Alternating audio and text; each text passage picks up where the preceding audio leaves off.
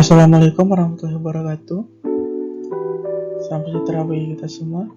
Semoga kita dengan Allah Subhanahu wa Ta'ala. Pada kesempatan kali ini saya akan menjelaskan dan mempresentasikan tentang analisis Bayes-Jagan Matrix dan GM Matrix pada perusahaan global.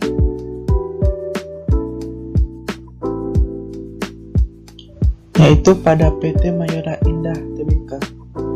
Nah, sebelumnya perkenalkan, nama saya Yogi Andra Pratama dengan NIM B102119164. Adapun bagian-bagian yang akan saya jelaskan, bagian pertama itu profil perusahaan.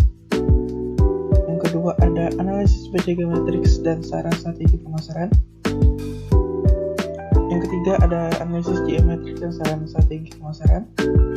Dan terakhir kesimpulan.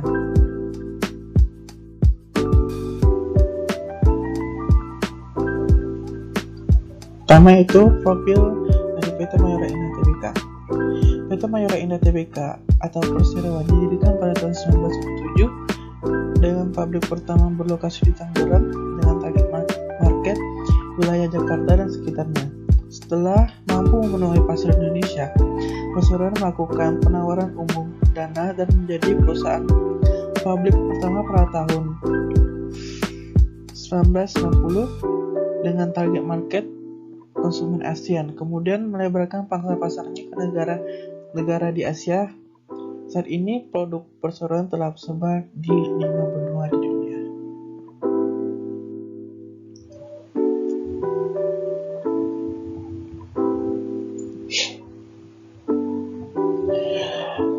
Sebagai salah satu fast-moving consumer good companies, PT Mayora Indah Tbk telah membuktikan dirinya sebagai salah satu produsen makanan berkualitas tinggi dan telah mendapatkan banyak penghargaan. Di antaranya Top 5 Best Managed Companies in Indonesia dari Asia Money, Top 100 Exporter Companies in Indonesia dari majalah SWA, Top 100 Public Listed Companies dari majalah Investor Indonesia, Best Manufacturer of Halal Product dari Majelis Ulama Indonesia, Best Listed Company dari Berita 1, Indonesia Corporate Secretary Award, Top 5 Good Corporate Governance Issues in Consumer Good Sector dari Warta Ekonomi, dan banyak lagi penghargaan lainnya.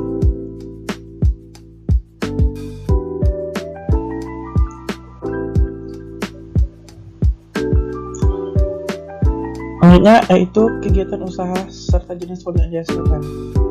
Sini ada 6 divisi atau kegiatan usahanya yang dihasilkan. Ada biskuit dengan merek dagang rumah Denisa Royal Choice Glitter Match Bagel Slate Olay, Sari Gandum Sandwich, Kopi Joy, dan Cheese Crash. Terus ada divisi kembang gula, ada Kopiko Milko, Kopiko Cappuccino, Kiss Tamarin Using Milk.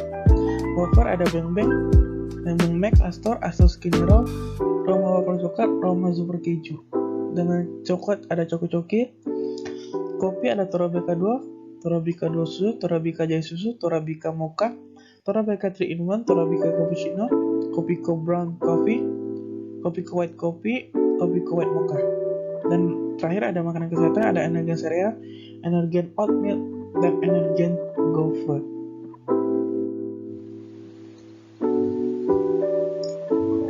Selanjutnya ada penilaian lingkungan internal dan eksternal.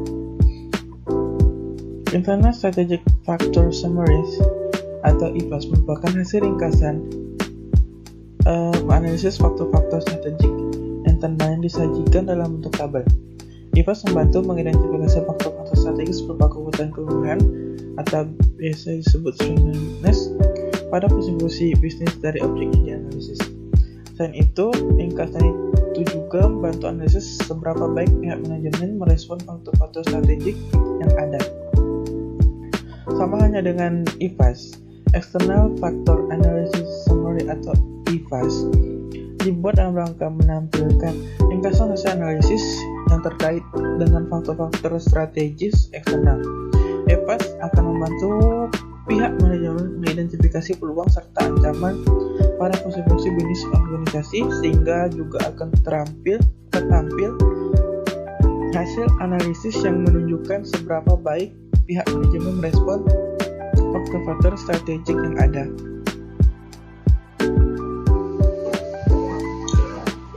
Berikutnya ada hasil penilaian lingkungan internal atau IPAS. Sebelum saya menjelaskan, saya akan memberitahu keterangan dari bobot, peringkat, dan skor. Untuk bobot adalah nilai dari faktor-faktor internal maupun eksternal seperti kekuatan, kelemahan, peluang, dan ancaman. Dengan nilai 1.0 sangat penting dan 0.0 berarti sangat tidak penting. Selanjutnya ada peringkat, yaitu nilai yang diberikan dari respon pihak manajemen luar pada perusahaan. Dengan peringkat 5 itu sangat baik dan peringkat 1 itu sangat tidak baik. Dan terakhir adalah skor, yaitu hasil dari bobot dikalikan dengan hasil peringkat, maka dapatlah hasil dari total skor dari respon pihak manajemen. Yang pertama adalah penilaian lingkungan internal yang terdiri dari kekuatan, strength, dan kelemahan, weakness. Ada 5 strength dan 5 weakness. Yang pertama saya akan menjelaskan yang bagian strength. Yang pertama yaitu penjualan bersih dari 2021 meningkat 18,68%. Dengan bobot 0,15, peringkat 4, dan skor akhirnya 0,60. Strength kedua memiliki varian 6 kategori produk dengan bobot 0,10, peringkatnya 3 dengan skor 0,30. Strength ketiga didistribusikan kepada lebih dari 150.000 outlet retail dengan bobot skor 0,12, peringkatnya 4 dengan skor 0,48. Strength yang keempat, iklan produk yang menarik dengan bobot 0,10, peringkatnya 4 dan skornya 0,40. Strength kelima yang terakhir ada penggunaan teknologi tinggi dengan bobot 0,09, peringkatnya 3 dan skor akhirnya 0,27. Dengan total strength bobotnya ada 0,56 dan total skor strength-nya ada 2,05. Yang kedua ada kelemahan atau weakness dengan 5 weakness, yaitu yang pertama biaya periklanan tinggi dan bobot 0,09, peringkatnya 2 dan skornya 0,18. Yang kedua ada weakness yang kedua, tingginya utang untuk belanja mula dengan bobot 0,07, peringkatnya 2, skornya 0,14. Weakness yang ketiga, perusahaan tidak dapat memaksimalkan waktu yang ada. Nampak dari ROE yang rendah, yaitu 13,96% dengan bobot 0,10, peringkatnya 1, skornya 0,10. Yang weakness yang keempat, kurang memperhatikan jenjang karir dengan bobot 0,06, peringkatnya 2 dengan skor 0,08. Weakness yang terakhir, yang kelima, produk menggunakan aditif berbahaya bagi kesehatan bila dikonsumsi dalam jangka panjang dan berlebihan. Dengan bobot nilai 0,12, peringkatnya 1 dengan skor akhir 0,12. Total weakness, bobot weakness sebesar 0,44 dan total skor dari weakness 0,62. Yang terakhir, bagian akhir ada total strength weakness. Jadi total bobot strength weakness dijumlahkan harus nilainya harus 1, tidak boleh lebih dan tidak kurang. Dan total dari strength dan weakness, total nilai akhir mereka dari perusahaan PT Mayora ini juga itu 2,67. Selanjutnya ada hasil penilaian lingkungan eksternal. Ada 2 juga seperti sebelumnya. Yang ini ada opportunities dan threat dengan 4 opportunities dan juga 4 threat. Opportunities itu peluang, threat itu ancaman. Peluang yang pertama ada meningkatnya jumlah penduduk di Indonesia menjadi 273,2 juta jiwa pada tahun 2025 yang akan datang dengan bobot 0,15 peringkatnya 3 dengan skor 0,45. Yang kedua ada gaya hidup instan dengan bobot 0,14 peringkatnya 4 dengan skor 0,56. Opportunities yang ketiga memiliki kecukupan pasar yang luas dengan bobot 0,13 peringkatnya 3 dengan skor 0,39. Opportunity yang terakhir yang keempat ada konsumtif atau rasa ingin mencoba dengan bobot skor 0,13 peringkatnya 2 dengan skor 0,26. Total bobot opportunities ada 0,55 dan total skor opportunities ada 1,66. Selanjutnya yaitu threat atau ancaman. Ada threat yang pertama ada kenaikan tarif dasar listrik dan membakar sebesar 65% dengan bobot penilaian 0,10 peringkatnya 4 dan skor 0,40. Threat yang kedua ada infrastruktur di Indonesia yang tidak memadai dengan bobot skor 0,12 peringkatnya 3, skornya 0,36. Threat yang ketiga pengaruh pelemahan nilai tukar dengan bobot penilaian 0,10 dengan peringkatnya 4 dan totalnya skornya ada 0,40. Dan threat yang keempat pertambahan jumlah pesaing dengan bobot 0,14 peringkatnya 3 dan skor 0,42. Jadi total threatnya ada 0,4, total bobot threatnya ada 0,45 dan total skor threatnya ada 1,58. Sama seperti di yang internal, total nilai bobot opportunity and threat harus 1, tidak lebih dan tidak kurang. Dan total skor akhir dari opportunity and threat adalah 3,24. Selanjutnya ada analisis PCG matrix. Dapat dilihat di layar ada gambar PCG matrix dengan 4 kotak, ada question mark, star, cash cow, dan dogs. Selanjutnya kita merupakan pertemuan antara skor IPAS dan skor IPAS dari perusahaan PT Mayora Indah Tbk. Secara keseluruhan perusahaan ini memperoleh skor bobot total IPAS sebesar 2,67 dan dalam skala 1 sampai 5 berada hampir di tengah, mengindikasikan adanya ruang yang luas bagi perbaikan dalam keuangan, operasi, strategi, dan prosedur perusahaan.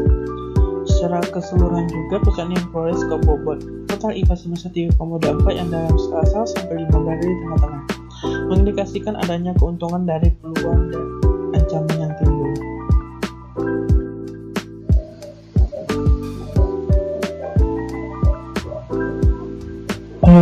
Selanjutnya saran strategi pemasaran untuk perusahaan PT Mayora Indah Tbk.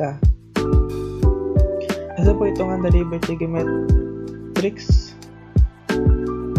atau metode BCG dapat dilihat bahwa PT Mayora Indah Tbk yang bersaing di posisi question mark dengan perhitungan faktor internal perusahaan, strength and weakness atau kekuatan dan kelemahan, dan perhitungan faktor eksternal, opportunities and threat, peluang dan ancaman, yang berarti bahwa posisi perusahaan berada dalam kondisi menghadapi pasar yang rendah dan kondisi pertumbuhan yang terjadi. Pada posisi ini, perusahaan harus menjalankan strategi seperti mengembangkan produk baru yang nantinya akan diproduksi agar dapat mengikuti kondisi keinginan pasar yang tinggi. Pengembangan produk dapat dilakukan dengan produk yang diproduksi dengan varian yang berbeda, seperti membuat produk makanan dan minuman yang baru oleh perusahaan sendiri, serta memberikan macam-macam kemasan yang unik dan rasa yang berbeda dengan produk yang biasa diproduksi, sehingga konsumen dapat memilih kemasan dan rasa yang tidak terdapat pada perusahaan makanan dan minuman yang lain.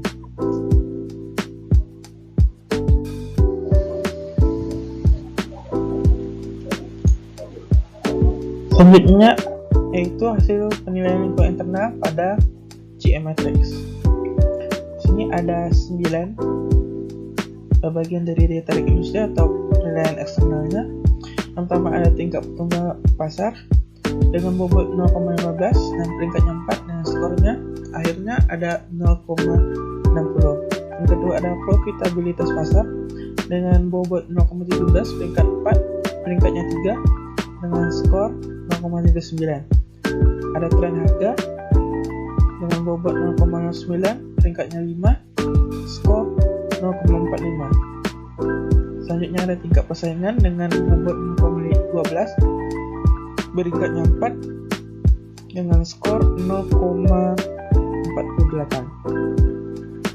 Selanjutnya ada tingkat risiko pasar dengan bobot 0,11 peringkatnya 4, skor akhirnya 0,44. Habis itu ada tingkat alangan masuk dengan bobot 0,10 atau 0,10 dengan peringkatnya 3, skornya 0,30. Terus ada peluang diferensiasi dengan bobot 0,09 peringkatnya 3 dan skornya 0,27. Variasi permintaan bobot 0,10 peringkatnya 4, skornya 0,40. Perkembangan teknologi bobot 0,11 peringkat 3, skornya 0,33. Dan jumlah dari seluruh bobot seperti yang dijelaskan harus berjumlah 1, tidak berlebih, tidak berkurang. Dan total skor akhir dari 9 daya tarik industri atau penilaian lingkungan eksternal adalah sebesar 3,6.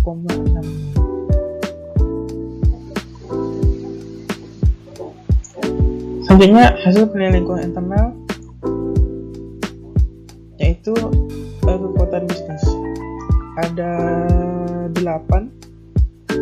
Yang pertama ada paksa pasar dengan bobot 0,16 peringkatnya 5 dan skor 0,80.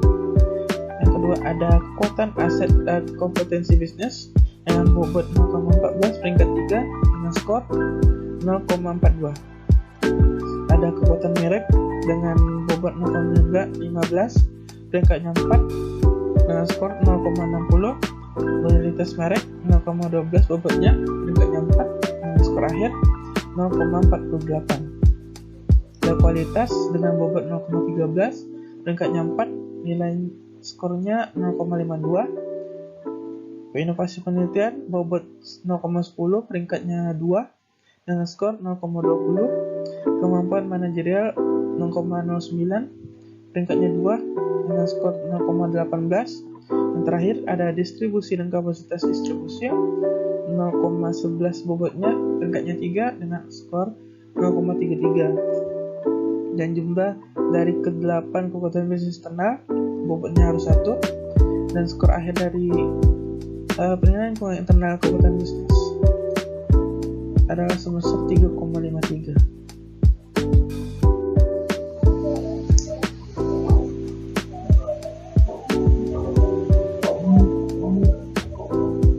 Berikutnya adalah analisis GM Matrix. Di sini ada berapa 9 kotak. Yang pertama, kotak pertama ada pertumbuhan dengan konsentrasi via integrasi vertikal. Kotak kedua pertumbuhan juga konsentrasi via integrasi horizontal. Yang ketiga pertumbuhan juga dengan pengembangan produktif secara selektif. Terus yang keempat ada stabilitas atau tumbuh selektif. Yang kelima ada 2 yaitu 5A pertumbuhan konsentrasi via integrasi horizontal dan 5B stabilitas atau strategi delay. Kotak keenam ada stabilitas atau tumbuh terbatas atau panen. Kotak ketujuh stabilitas atau pertumbuhan lindungi aset dan diversifikasi konsentris. Kotak ke-8 ada stabilitas pertumbuhan atau kelolaban, dan kotak ke-9 yang terakhir ada pengurangan atau likuidasi.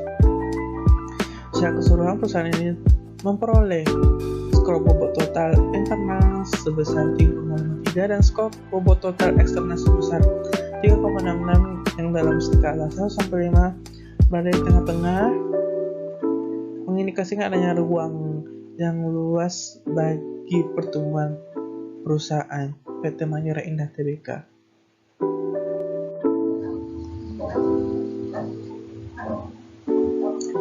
Saran strategi pemasaran pada perusahaan PT Mayora Indah Tbk. Saran strategi yang dapat dilakukan oleh perusahaan berdasarkan analisis GM Matrix adalah stability, di mana perusahaan dapat memilih untuk istirahat atau mengambil tindakan untuk berhati-hati. Growth dengan konsentrasi pada integrasi horizontal. Stability di mana perusahaan memutuskan untuk tidak berubah atau tetap pada tindakan yang ada, atau juga memilih melakukan profit strategi.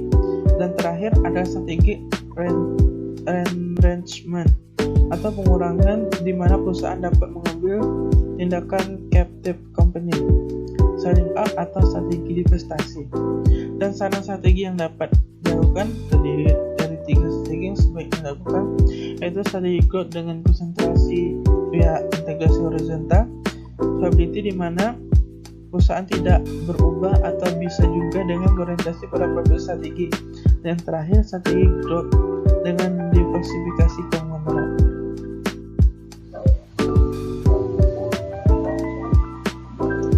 Yang terakhir yaitu kesimpulan, PT Mayora Indah Tbk merupakan produsen dari merek-merek terkenal seperti minuman, Energen, Komputer Arabica, Astor, Better, dan lain sebagainya, menjadi salah satu perusahaan penyedia barang-barang konsumsi yang terbesar di Indonesia. Hasil perhitungan BCG Menteri dapat dilihat bahwa PT Mayora Indah Tbk ingin bersaing di posisi question mark. Dalam perhitungan faktor internal, perusahaan strength dan weakness, kekuatan dan kelemahan, dan perhitungan faktor eksternal, opportunities dan threat, yang berarti bahwa posisi perusahaan berada dalam kondisi menghadapi pasar yang rendah dan kondisi pertumbuhan yang terjadi. Dapat juga dilihat hasil perhitungan GM Matrix PT Mayora Indah Tbk dengan bersaing di posisi 5A dengan perhitungan daya tarik industri atau eksternal dan perhitungan kekuatan bisnis atau internal, yang berarti bahwa posisi perusahaan berada dalam kondisi pertumbuhan perusahaan.